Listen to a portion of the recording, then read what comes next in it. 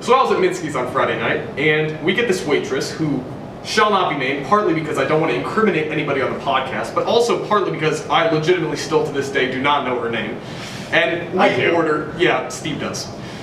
We order, and we're kind of joking around, we're laughing a little bit, you know, I'm being very sociable, she's being very sociable. Every time she comes over to the table to refill the water, we're bantering a little bit, and I'm like, you know what, all right. You know, she's kind of cute, I kind of like her, I mean, I feel like we could get a legitimate conversation going. So, she comes by with the bill, and she's like, can I get anything else for you? And I said, yes, to-go box, and how about your number too? And she's like, I have a boyfriend. Now, you know what, that's happened to me a couple times, and I'm always like, I feel bad, but like at the same time, it's like, I didn't know. So like, I mean, like, my apologies, I didn't know, I don't mean anything bad by it, I hope you have a wonderful day, you know, like. Exactly, except, some people though, when they're very rude about it, those people are a different story. yeah, now I can't ever go to that Minsky's again. You're never coming back? Never going back. I didn't know that. Nope. He's gonna text me, is she working today? Is she working today? I can't do it, man, I can't do it. It's not like she didn't tell everybody that works there. We all know. Y'all know? We all know. Everybody knows. Even the kitchen knew before I knew. I had to walk back in and goes, which server got asked out? They told me, and I'm like, ah. Man, I really screwed up, didn't I? Yeah, you did. It's cool though, it's whatever. I guess I'm gonna have to start going to the River Market location. You just go to Blue Springs, it's closer. Yeah, that's true. That's where half of those employees even came from too.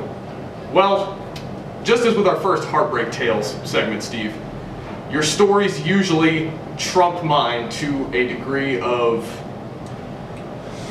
pain and suffering that I can't even imagine. So, what do you have for us today? Well, let's begin. Let me take you all back a little bit before I actually start. I'm going to start off by saying I have this entirely written out in front of me. I usually don't follow the script, but for this it's a little bit different. This one I've written about for English classes before, and that's just because it's the only way I can get through it without hurting. And let me share that to y'all today, I guess. Love is not something that is sort of a rare commodity. Everybody has it. Alan Watts. I use music and media to describe my feelings. Not songs or concepts I've created. I use others to express myself. I've always struggled putting my thoughts out there. Media is the only way I found that helps. Even if I wish it didn't at times. If all my favorite songs make me think of you, I'm gonna lose it. Cole Becker.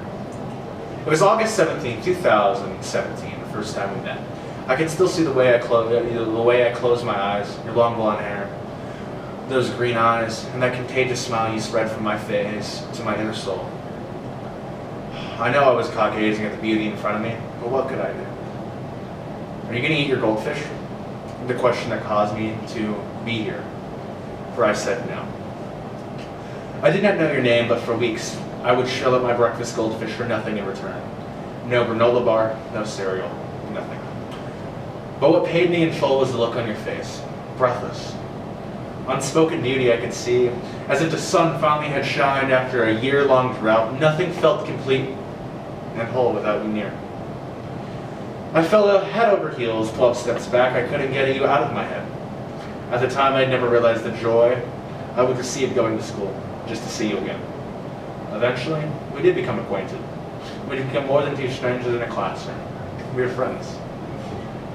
From day one, I knew that if I could have you at my side, I wouldn't be quite as scared. With you, I never felt alone. I felt as I could be myself for once. I wasn't scared to be funny, awkward, or weird. You were the only person I'd never hide myself from. I could finally see clearly, and that also frightened me at the same time. If everything could ever be this real, if anything could ever be this real again, or good again, Dave Grohl. I quickly became aware of how I felt and wanted to act as I felt I should. I'd spent so much time in my head asking the questions if I could proceed this, if this would ruin everything, or if this could be the start of something great. I tried to build up the courage, and I had puns set up, my favorite type of joke. Ready. I spent hours thinking of ways I could make you laugh and hoping you would say yes. The first attempt, I had an old keyboard that I had broken out the keys. It had collected dust from all the ages spent in the closet. The keyboard couldn't function, so I popped out a couple keys. My plan was to say, these are the keys that say we should date. I began questioning myself if this was even funny. I tend to get in my own head about that, if something's going to be funny or come out right. It's human nature too, but you made me feel different. I took 7 random keys with no correlation and planned out to spell, we should date. But I understood real quick I would need 3 keyboards to do that. So I shuffled into the classroom with keys in my pocket. I threw them on the table. I stared into your eyes and I was lost. My thoughts, my emotions, and every feeling imaginable had been a blur. They say true beauty can blind someone. How true? I was able to overcome the feelings and say the joke. But the joke went over your head. I guess your blonde was showing that day. My second attempt, I had a garage sale a month or 2 prior and picked up a tiki sign. See a pattern? My jokes weren't really original and kept the same punchline. The punchline is, we should date. But the only joke really was me. I took a break after this attempt. My friends would tell me I have no chance, and that she's going to say no. You're just a friend. I started to believe them more and more. I mean, when everyone you know is telling you something, you believe it, right? My third attempt, I was on Twitch TV, and I saw a message from you. I hopped over on Discord, and I asked if you wanted to join the stream I was watching. You obliged, happily, told you to join it. The game on stream was Jackbox. It was Quiplash, to be exact. Where you answer the questions in your own words. So, what did I do? I asked her out over the game. And what was her answer, you might ask? I don't see you like that. I see you as a friend. It was really brave of you, though. Those were the last words you spoke to me. The way you used to. The downward spiral came to fruition. I became distant. We became distant. As if you didn't want to be around me. I still cared about you even though you weren't there as much. You weren't my number one anymore. You weren't my best friend. I still wanted to see you succeed. And I wanted to see the world as, I wanted you and the world to see, vice versa, each other, how I saw you. Perfect. I moved into high school and left that behind me. I knew it was going to happen, but when it was, I didn't realize it was the best time of my life. I didn't feel depressed at that time. I didn't feel sad for myself. I was doing great. I became plagued. Everything hit at once. I realized what it was to miss someone you never truly had. The last time seeing each other in person, I wish it could have never happened. You treated me as a second-class citizen, as if I wasn't someone to you. I left your life, but you never left mine. I thought you were special, and I lied to myself, saying you're not. I tried to force you out like a mouse with a cookie, but you always came back for something. Because I can touch you, but I can't see you. And I can see you, but I can't feel you. Well, I can feel you, but I can't touch you.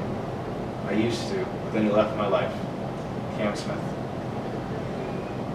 You're gone, you moved out of state, you have a boyfriend and a life. I've spent so much time thinking and dwelling on, why are you still relevant to me? I wish you knew. Am I mad at you for some reason? Why could I be? Our lives just didn't line up.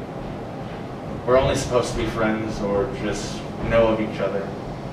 I wish I could see you one last time in person so I could show you how I feel. But I never can. You weren't supposed to know. Should I be a stronger person without you? Should I feel like I'm missing a part of me? Is a part of me gone? Maybe someday you'll love me, but I don't think I can wait. I can't about you. I got something to say, and I will never say it to your face. Jimmy Turner. And if all my favorite songs make me think of you, I'm going to lose it. Once again, Cole Becker.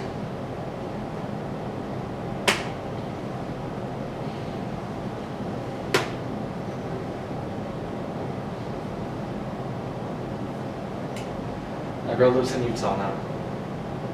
Just like the Mormons do. Yeah. She's off to college and she's not in my life anymore.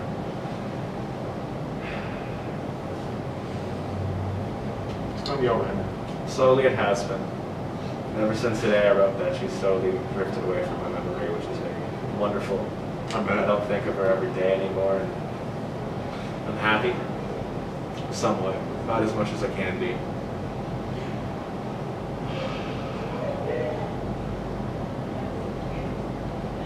Well, tune in next week again for Ship of Fools Group Therapy.